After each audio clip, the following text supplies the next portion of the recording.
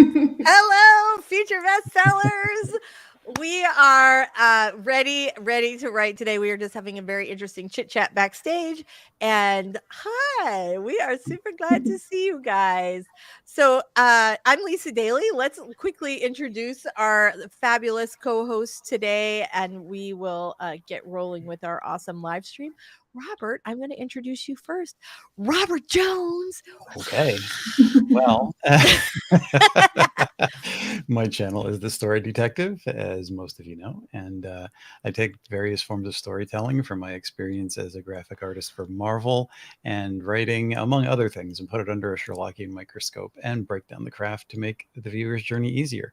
I did hop back on social media. I'm doing Instagram at this point, so I'm going to ease into one thing before I get involved in another, but we're trekking towards the comeback. I love a comeback. You know, you can't just do a comeback overnight. Trekking towards a No. comeback is good. It's good. It's good. It's very good. Michelle Schusterman, Hi. always glad to have you. Tell us a little about you and your awesome channel. Oh gosh, do I even remember how to do this? I'm Michelle. I write young adult and middle grade novels. My channel is Writing Workshops, Traditional Publishing Chat, and Writing Blogs. And I'm currently working on a horror novel. I finally started my horror novel. That's like next project. So What? yeah. That is so awesome. Oh my Mhm. gosh, we're gonna have to get the horror geek to give you a blurb. Please. Is I he will listening? any advice he has to offer. He has he has an excellent eye for I mean, he's a writer too, but he has an Mhm. excellent eye for story. So I'll get you a read. Oh, very I know a guy. So that is so awesome. I am Lisa Daly. I'm a hybrid published author, now traditionally published and indie published. And I'm currently writing rom-coms. I also write nonfiction. And thanks, welcome to the channel. All that. Anyway, and finished a draft I last week? did. I did. I finished a draft. I had like kind of a crazy week. So I was on vacation last week, as you guys know, and I finished a book on my first day of vacation, which was great, except it was, I was like a day later than I planned. Obviously, I did not want to finish on vacation, but I did. I not only finished on vacation, I finished like in the happiest place for me. Our little Cocoa Beach I know, right? We were on a little surfing vacation, so it felt sort of perfect. Because you guys know I write beach reads. And then but I also had a book come out this week. And Oh my God, right. right. Well, no, here's the thing though. The reason you haven't heard anything about it is because I've been very, very quiet about it. And the reason I've been very quiet about it is because despite the fact that I have done this many times and helped other people do it many times, there's some file issue and it is not being distributed through Ingram. So it's basically like one sad little copy in Amazon. And I'm like, before I do the big push, I would like it to be available everywhere. So, and you know how it is? Like you can do it's like if you used your ATM card 1,000 times, a million times, and then one day randomly you are, paying for gas and you suddenly cannot remember it. Or Yeah. is that right? I've done that. Okay. Yeah. Yeah, exactly. So let's say hi to some of our fabulous friends. I will get it. Oops, sorry. I will get it sorted out, but it's just been one of those things where you come back from vacation. I'm like, oh God, this is a mess. And how do I fix it? I can fix it. I just don't know how yet. So, all right. Who's here? Look who's here. Devin's here. Hello, Devin. We are super glad to see you today. Mary's here. Hello, Mary. Very, very glad to see you. Lainey's here. Hello. Oh my gosh. Lainey and I, if you guys are listening to the While You Were Reading podcast, the interview that's up this week is with Lainey about her new book, Last Call. And it's a great book. It's really fun. But the episode is like really funny. Yeah, I started listening to that yesterday. Got about halfway through.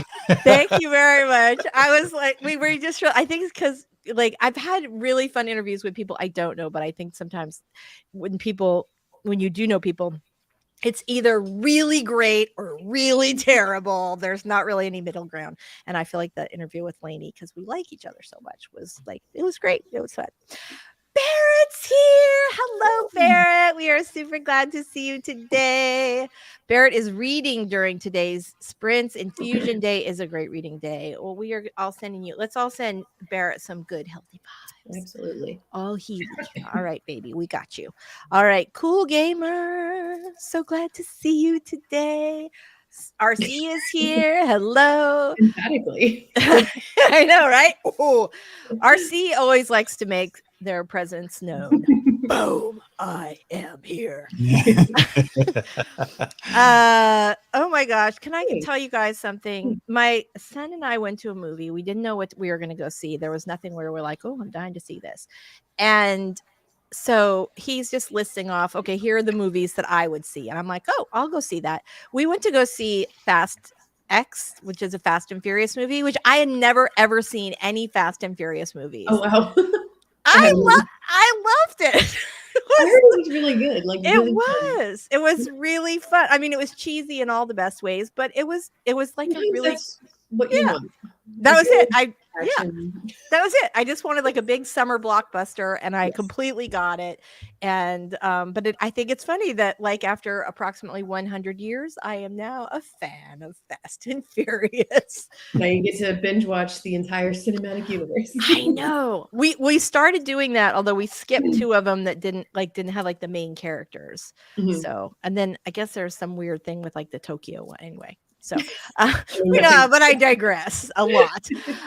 Lainey says, Michelle, your video about how to plot quickly came up in an author chat the other day. I've been watching your backlist of videos. That's awesome. Thank you. It is. Michelle has got like some fantastic craft videos. Yeah, definitely. Nice. Absolutely. You too, Robert, actually. RC, there we go. Finishing the draft. Thank you so much. I really appreciate it. Oh, hi. We're so excited to see you. Thanks for being here today, Shannon. Too early for a draft over here. Ha. Okay, Lisa, I have to tell you real quick. Yes.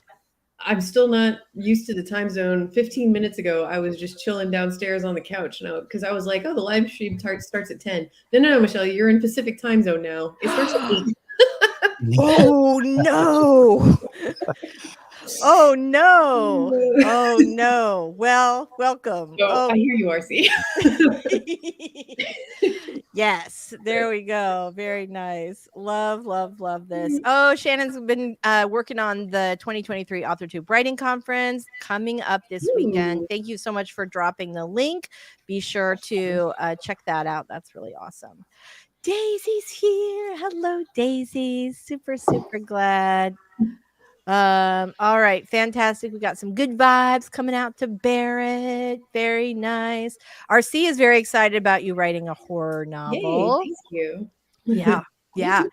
I know, right? It's going to be fantastic. I'm super excited. Any Michelle novel I'm very excited about, but a horror novel, that's going to be really cool. RC has also made his debut putting out some horror stories on Kindle as well this year. So yeah, absolutely.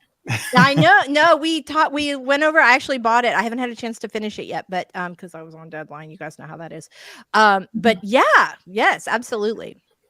Fantastic. Susan's here. Good morning, Susan. We are super glad that you made it today. Very nice. RC stopped after the first Fast movie. Cars are cool. I know. I don't even like cars. I don't like cars. Although every time we were like on our way to our little vacation, I was like, oh, look, it's Fast and Furious. Or, oh, look, there's that. And anyway, I'm a total dork. I'm a dork. I have friends that are big car guys. And though I like cars, I'm not as versed as they are, and they're like, you haven't watched those movies. This is like a paradox to them. The funny thing is, it's like, they're like, it's a lot of just banter and doofy stuff and some impossible car things. As we were driving, I have a really small little car, and I was like, there's no way I could fit this thing under a semi, and that's like a small car. My little would never happen. RC has released 3 short stories and a novella. Very nice. Yay. We are super excited for that. In fact, it's coming, RC. Yeah. Very nice. Well, speaking of stuff that's coming, let's talk about what we are going to be working on today. And we are going to get started with our 5-minute warm-up sprint. Michelle, you said you're working on your horror novel today. What are you working on, Robert? I am finishing up this draft. It's very close to being finished, but What? I'm hoping within the next week it will be finished. Yay! That is so awesome. It's so exciting to be so close. I always feel like I just like sail right through. But I think how you feel about it is sort of dependent on whether you are ahead of where you wanted to be, exactly where you wanted to be schedule wise, or behind where you want to be. Anybody Yeah, else feel like that? Like this I have would much have different been emotions. this would have been finished already, except getting into the last quarter, since it's a Sherlock Holmes story, I'm kind of doing it in the tradition of the earlier stories, where once the villain is caught, Holmes interviews, and you kind of get the reason why and the backstory. Hmm. Figuring that out and trying to keep it interesting with that story within a story has been the delay. Really? Yeah. Well, that is challenging though. It's Cool. interesting. It's funny. I had not thought about the Sherlock Holmes stories being structured that way, but what's the one what's the one where it was like the stepfather and the snake? Yeah. I can't remember what it was called, but that Speckled feels Man. yeah, that was the one. But it feels like that was sort of what popped up for me when Mhm. when that happened. That's cool. All right, you guys, let's go ahead and do our first 5-minute warm-up sprint. We are going to get our documents open. Let us know in the chat what you are going to be working on today. I am going to be working on social media assets for my book release, which I probably should have done ahead of time, but no, I'm not. So anyway, that's what I will be doing. But I would love to know what you guys are gonna, what you are, what you'll be working on today. I am ready for my warm up now. Thank you very much. Here we go. 3, 2, 1. Let's sprint.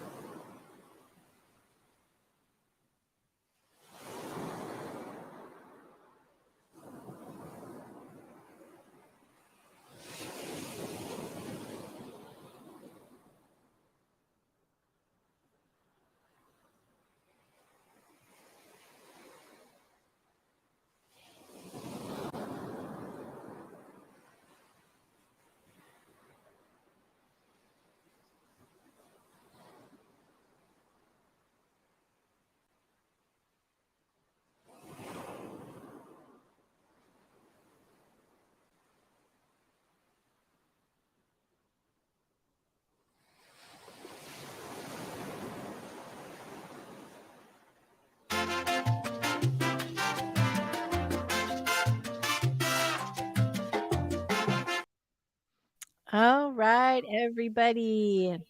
Very nice job. So, what is everybody working on? You guys let us know in the chat what you are going to be working on today. RC is working on a graphic novel halfway through the script. That is fantastic. Nice job. Very nice. Susan says, distracted by a shiny new idea, so starting a Medusa reimagining. Ooh, I love that. Ooh. That's pretty cool. Very, very nice. Esperanza, my day job is as a dance teacher. I didn't think about these streams when I decided Wednesday would be the lesson plan day. So today I'm planning ballet class. Oh, that's cool. Well, thank you so much. We're so glad you're here. Yay. Shannon's gonna be blah, blah, blah. Somebody else read. Shannon will be releasing her fantasy romance novel, A Curse of Scales and Feathers. That feels like, doesn't that title feel like it has like a very big book feel, doesn't it? It kind of does. All right. Speaking of Medusa, as far as mythology, Georgie's really into that story, and she hates it when they treat her like a cold monster without empathy. I love that. That's really interesting because that's so often how Medusa is depicted. Yes. I love that somebody's standing up for Medusa. Love, love, love. Shannon's working on Kickstarter today. Got it. RC's got a random factoid for us. What's that? The Eiffel Tower gets taller in the summer. When the iron heats up, it can be up to 15. That is hilarious. Oh my God. Interesting. I know. So my favorite Eiffel Tower, I've been several times to the Eiffel Tower. My favorite Eiffel Tower story was taking my kids to Paris, and we went to the Eiffel. They wanted to go, I think, on the first night we were there. So we go to the tower, and every way that you could normally get in is like blocked off. And finally, I go up to this police officer who's standing in the park, and my French is terrible. You should know this. I used to be reasonably fluent, and now, but I haven't used it in a million years, and so I'm like that. So I ask the police officer, and he says something like, a crazy person, and I was like, what is going on? So we go around to the front, and someone is rappelling down the Eiffel Tower, and he's just like climbing down. He's dancing on all the different platforms, and you have like the Eiffel Tower apparently has like an Eiffel Tower SWAT team, because you see all these like people dressed in black like rappelling down, and the guy like got all the way to the bottom before they got him. So I mean, he was really low down. So that Whoa. I know, right? It was so weird. You couldn't believe, like, it felt like a movie thing. Yeah, that's crazy. It was really crazy. Barrett is alpha reading a story for a friend and loving it. Ooh, very nice. And thank you about the music. Mary is working on the hooker book, but I also have a book idea called Asshole Repellent, which I think a lot of people could use. Indeed. I think you're correct. I think you could do a whole series with that. You could have like just general asshole repellent, then you could have like dating asshole repellent, I feel like that idea has legs, Mary. Okay, so Susan says my version about how she became a snake-headed woman, so all about the humanity of her, and of course tragedy and vengeance. Love it. Love, love, love. That is super awesome. Right? All right. Let's go ahead, you guys, and get started working on our first 20-minute sprint. Let me share my screen here. Dun, dun. I'm going to make this nice and big. Okay, everybody. So let's get going. You guys can do this. We are feeling mighty, mighty productive today. I have good, strong vibes about what we're going to accomplish today in this stream. All right, everybody. Here we go. In 3, 2, 1, go.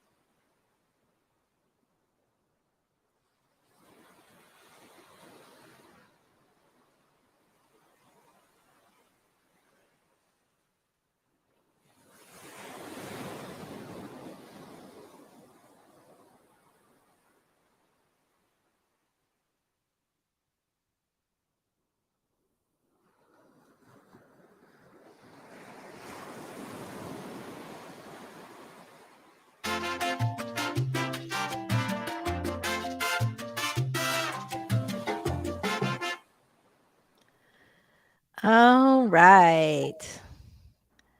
Fantastic. How did everybody do on that last sprint? I did pretty great. I'm on a roll here. Really? Okay, well, that's good. Well, we'll keep the chit chat to a minimum and then get right back into sprinting pretty soon. We have some good questions today. Oh, good. Let me get one. This one I just had to do. This was not a question. This was a question I got in person, but it made me think of this. I didn't originally plan to do it today, but it made me think of it when we were talking about asshole repellent. So, do you think it helps or hurts if an author has a big ego? What do you guys think? Ultimately, I think it hurts. I think to pursue publishing, you have to have like a balance of enough ego to be like, hey, people should pay money for this story that was inside my head. Right. Enough humility and humbleness to accept all the inevitable rejection and criticism that's going to come your way. And if you just purely have a big ego, you're not going to take that rejection very well. I think your answer is so spot on. I think I think you're exactly right. You need both big egos so that you can withstand all the crap that is publishing. And also you need some humility, so you can continue to improve and, just because it's important, there are lots of.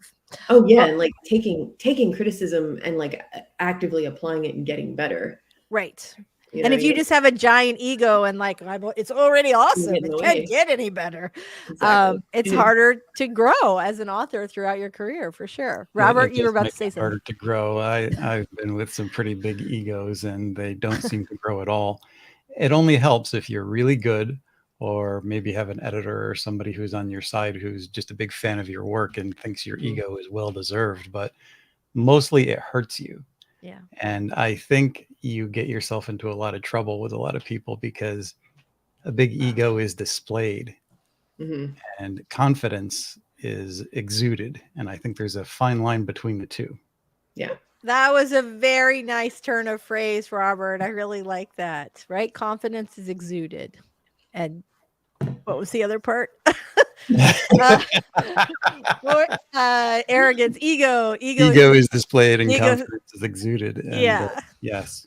I love that. Sorry, I had one of those moments where I was like, wait, what was the original? Look, squirrel. Yeah. So I think this is another interesting question. Good answers, you guys. Question 2, what time of day is best for writing and when do you write? Morning. Robert, morning. Sorry. Yeah. Morning for me too. Sure. How about you, Robert? Morning is best for me. I mean, it varies from person to person. So I don't think there's a set thing that you can go from writer to writer because you have to try it. Some people are more relaxed in the evening when everybody's winding down and find that their best time.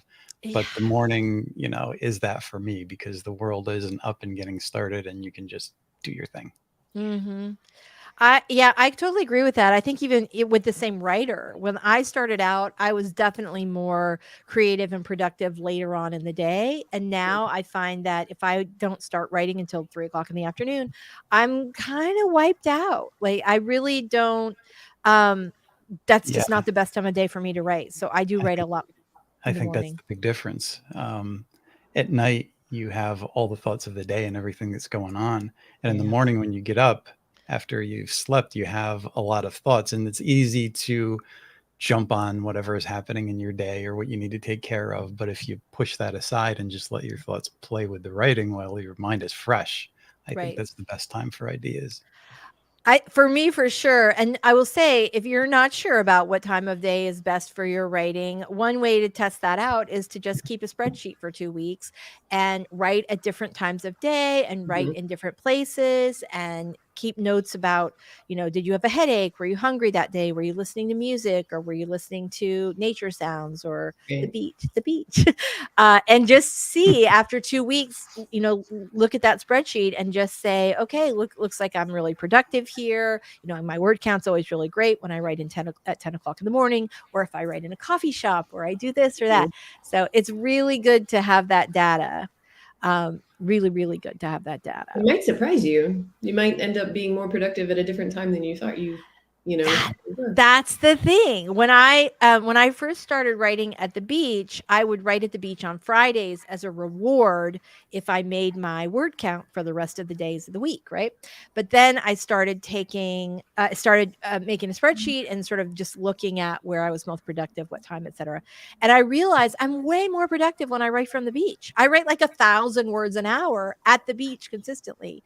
And then I was like, why am I doing this one day a week? I should be writing out there every day. So I still write best like outside. And so Dana is here. First time here. That 20 minutes was super productive. Yay! We're super glad to see you. And also welcome. We are very glad you're here. Techno, thank you very much. We're super glad you are here today. Malin, will you tell us how to pronounce your name so that we're not saying it incorrectly? Just give us a little I am like having trouble with words today. I kept telling this to my kids, like I would write all day and they'd ask me a question, and later on I'd be like, I'm out of words today. I don't know what it is. Happy time zones to you. We're very excited. A space opera romance dubbed Space Princess Project. Love that. Fantastic. 750 for the day. Awesome goal. Very nice. Dana, we are so glad you are here today. All right. So Mary says, fine line between confident and cocky. I think you have to have a lot of confidence to think what I have to say the whole world should read. I think there's some truth to that. I do think you have to have somewhat of an ego or you just won't survive in this industry because it can be really challenging. Yeah. Confidence, I think, is what most creators that I've talked to and were honest got them their job, because when they got to the point where they were confident in their ability, then they all said it felt like they just were in the right place at the right time and things fell into that groove. Ego, you could go in and display it all over the place, but if you don't know what you're doing and you don't have confidence, it's not going to serve you as well with most people. This this is not me anymore, but this was so me in the past. I feel like I never thought that my sort of natural rhythm would change so dramatically. And I don't know if it's like maybe it's the pandemic. I don't know, but I'm more of a morning person. But I feel that was me for years. I love caffeine. Me too, baby. Sweet tea. In my season of life right now is I write when I can sneak in a session between housework and kiddos. That is how a ton of writers. I mean, there are many, many books that have been written in the carpool line because that's when you can fit that in.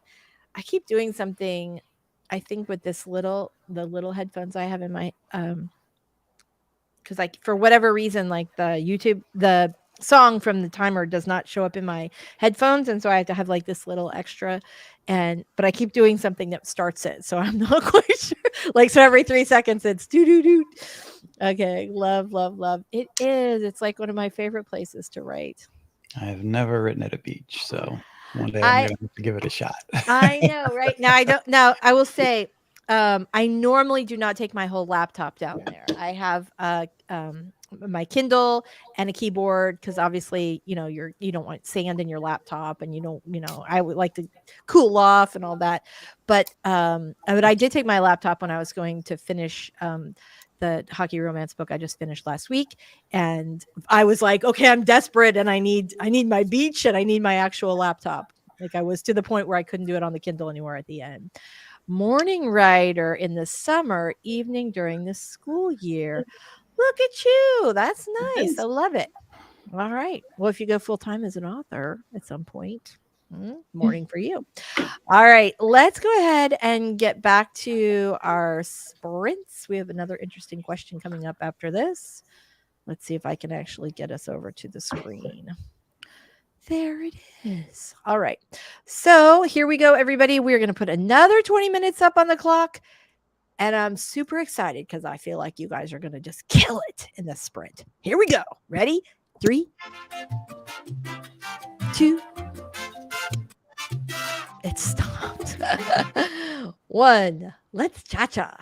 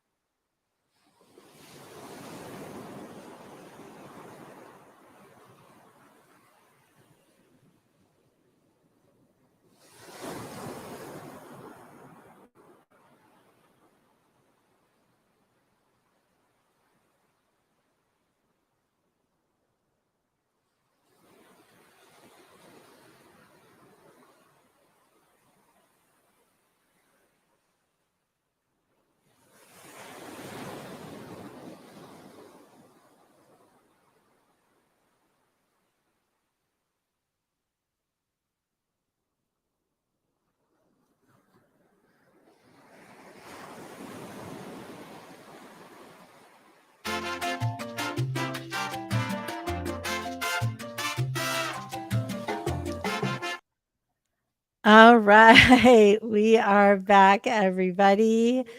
Very nice to see you. How did everybody do on that last sprint? Still doing very well. Yay. Let us know in the chat how you guys are doing too. I think we're like knocking it out today. I think we're going to get a couple more in, hopefully. Very, very nice. So how about you, Michelle? How'd you do on that last one? Oh, you're muted. Hold on. Oh, There you go. sorry. Sorry. Go again. Taking care of some little tasks. It's good. That's good. Very good. JC is here. Hello, Hey. JC. We are super, super glad to see you. Missed you. We love you. Yeah, good. All right. We're very, very glad everybody is doing so well today. Techno took off for lunch. Dana had such a good little thing here. Love taking my laptop when we go camping so I can park myself at a picnic table among the trees. I love that. I just interviewed oh my gosh, I'm totally blanking on her last name. Jill. I hate when that happens. Anyway, she like lives out in the mountains somewhere and she basically just hikes somewhere with her laptop every day, which I think is Wow. super, super cool. So love that. Love that. Love that too. Aw, thank you so much. We miss you too. So here is an interesting question for number 3. I thought this was really funny. How do you ask an author for an interview? Why does that feel like, how do you, like, if you give a mouse a cookie?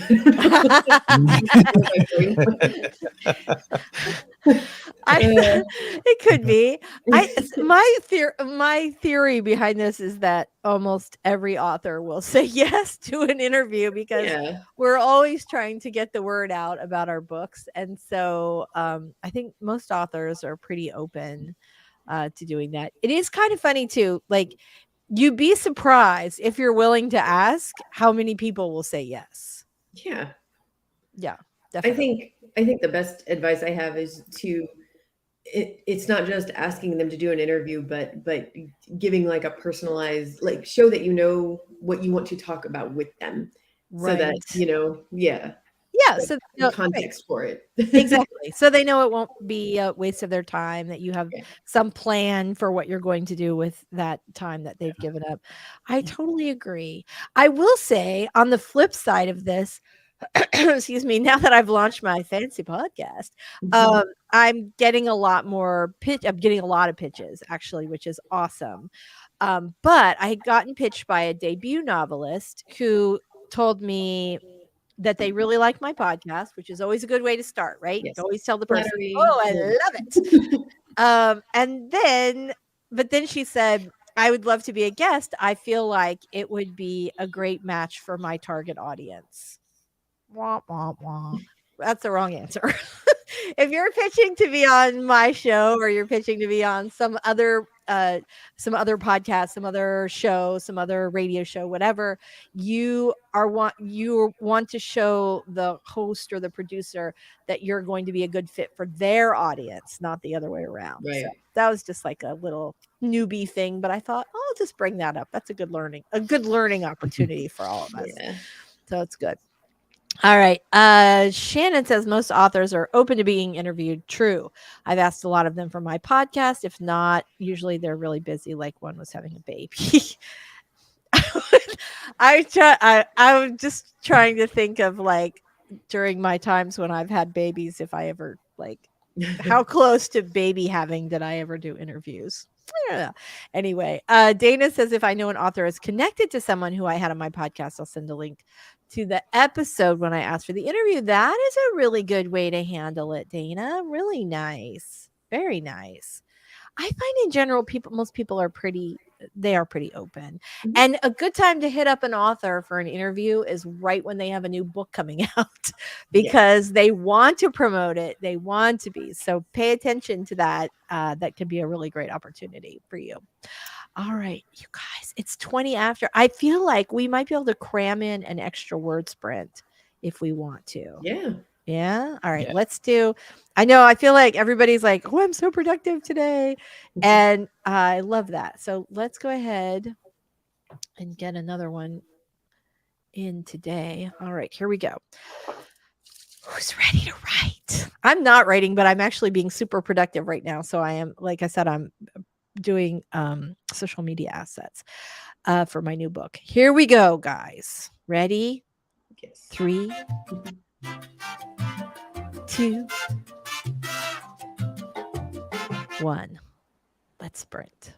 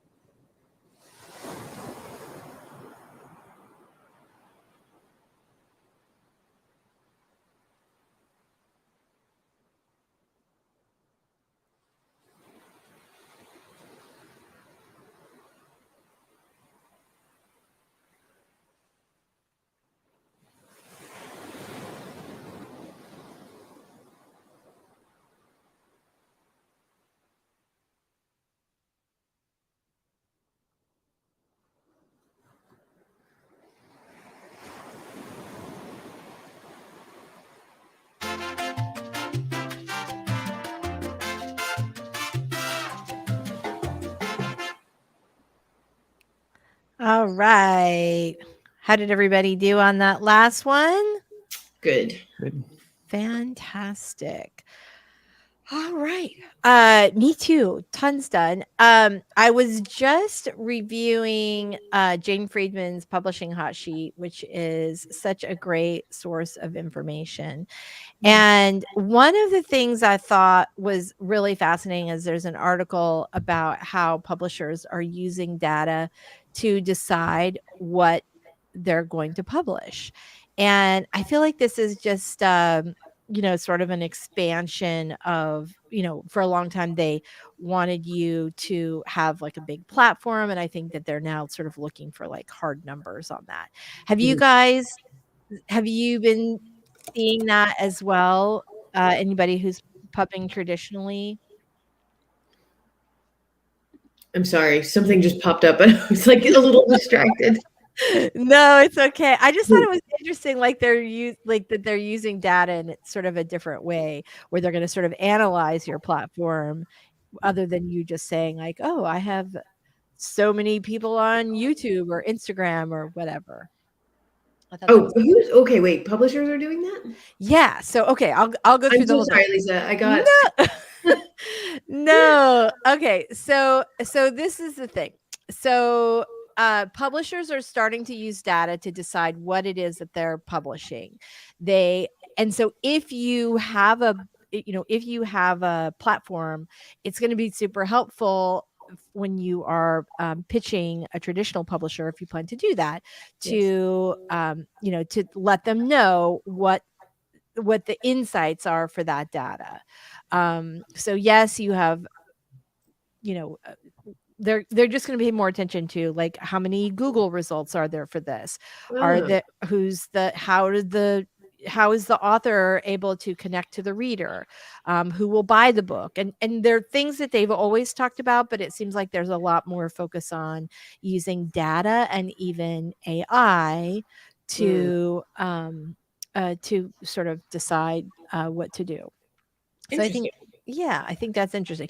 I do think it's probably just more of the same, like, well, we would like to make sure this book is going to be a guaranteed success before we put any money into it, which Well, is hilarious, because if you knew it was going to be a guaranteed success, why would you give them any money? Why would you let them publish? Why would you keep it all yourself? It's such a chicken or the egg thing. Like, guys, it's not going to be a success unless you put money into it. Right. Come Right. on. Yeah, exactly. They already know what they're doing. It just seems like another stat for them to look at that's going to be miscalculated, because okay, they look at any of our channels. What do they know about the subject we may be writing about, as opposed to craft? If we're writing a craft book, they might say, okay, great. Right. Otherwise, how do they analyze that? Yeah, I it's kind of I know, right? And I was just reading an interesting article in the New York Times about an author who was like a big, oh my God, what's his name? He just died. I'm really having a problem with names today. He just died, guy, author, like great novelist, but his first 5 books were failures commercially. And the New York Times article it basically was saying, this is a guy who maybe would not have had he came along sort of at the right time, but that inability to sell the first 5 books probably would have precluded him from selling the 6th one to the publisher. So yes, it was Cormac McCarthy. Thank you so much. McCarthy, okay. Yeah, exactly. Matthew says, I just got a robot to write my book description. Can I post before versus after robot rewrite? Please. Yes, please. Yeah, I'd be interested. So very funny. I am seeing a lot, like, as much as we're like, oh, AI, and I'm certainly as terrified of AI as we all are, although I feel slightly more like secure because AI is not funny. And so because I write romantic comedies, I go, oh, I have 10 minutes more safety than than everything else. But yeah, but what I was going to say is I find it really interesting that a lot of people that I know that I would not have thought would go into this are like, oh, I'm going to just try this to see like how it works with outlining. I'm going to do one of my one of the friends in the romance author mastermind group that I'm in had taken a chapter, like the first chapter or several different chapters of her book, and asked Chat GPT like 20 times or 25 times, who do I write like, essentially, to say, and why. And Mhm. Chat GPT said, oh, this is like Sophie Kinsella because of this and this, or this is like this person Carly Fortune because of this and this. And I thought that was really a unique use of it, and also a fantastic way to sort of figure out the sweet spot of where your audience is. Mhm. Yeah. All right. think that they would be using this in terms of numbers, because it all breaks down to numbers. So Mhm. it'll be stats and engagement. Stats being the popularity, and engagement on how we engage with our audience. Right. So example, I don't have big numbers, but I comment and I engage, so I may do well on that. Somebody like Alexa Dunn might do well with numbers, but she doesn't engage with her audience hardly at all. So So a lower score for her than you on that so we're all particular going to one. break down in this different way for them. And if Yeah. they're looking for that perfect thing of like big numbers and engagement, then that's a different thing that we all need to look at. Well, Yeah. and you just don't even know. I mean, here's the thing, that's like the size of your audience doesn't necessarily translate. Certainly, when I worked for the publisher, a lot of times we would look. Like, one thing that was interesting about Ocean View is they really did not care about the author's platform.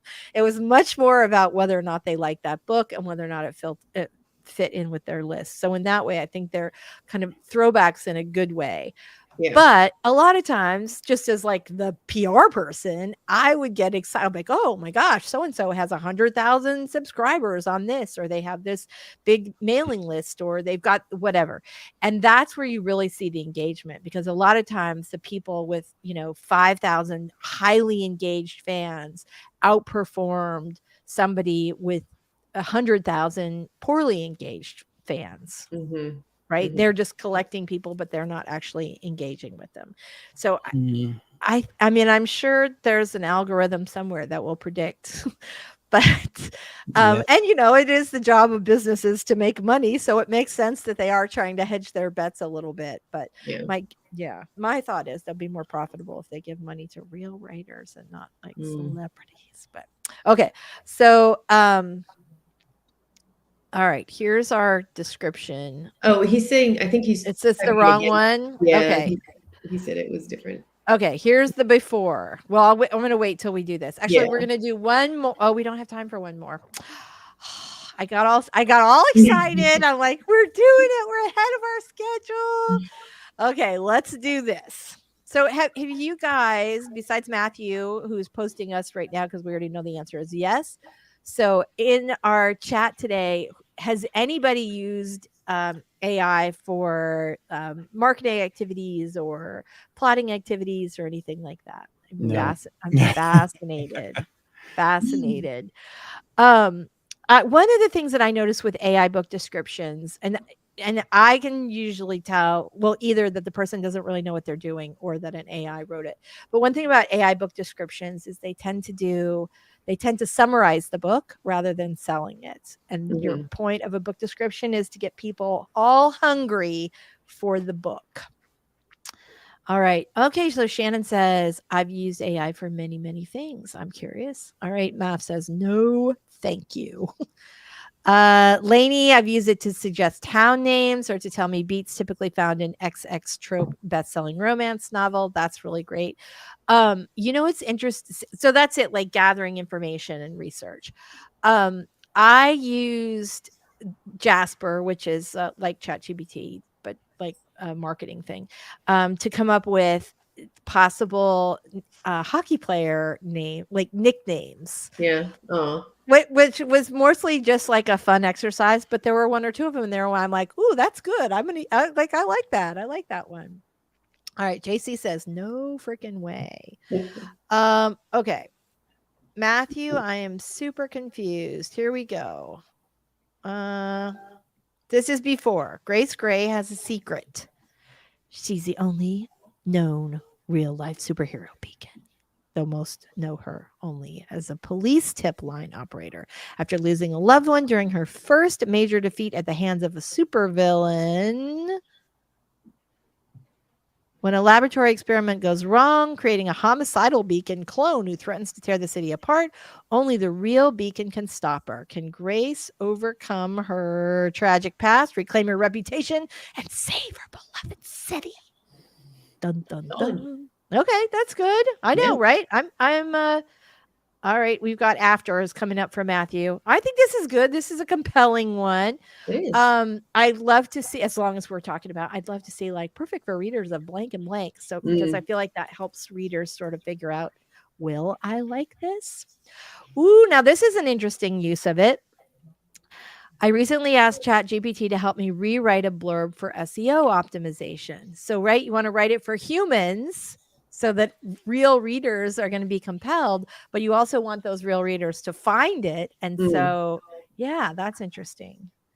All right. Liara, this is fantastic. Liara of Rowansdale. It's so fancy. I love it. I love it. You say I once when I had accidentally written something in simple past tense and I wanted it in simple present. It was perfect for that. Very nice. That is good, right? Because that's something that a robot could find, but humans, like you have to go through 18 times. I accidentally wrote part of a chapter in past tense for a book that's first person present tense. And I swear I went through that thing 1,000 times and I was still finding, that, a little past tense. My very first book, it was that IP book, I Heart Band. And I turned the draft in and I wrote it in present tense. And my editor very apologetically was like, our imprint, it has like a past tense only policy. So I had to redo the entire draft. A robot would have been great in that scenario. Although I was just reading something on Twitter.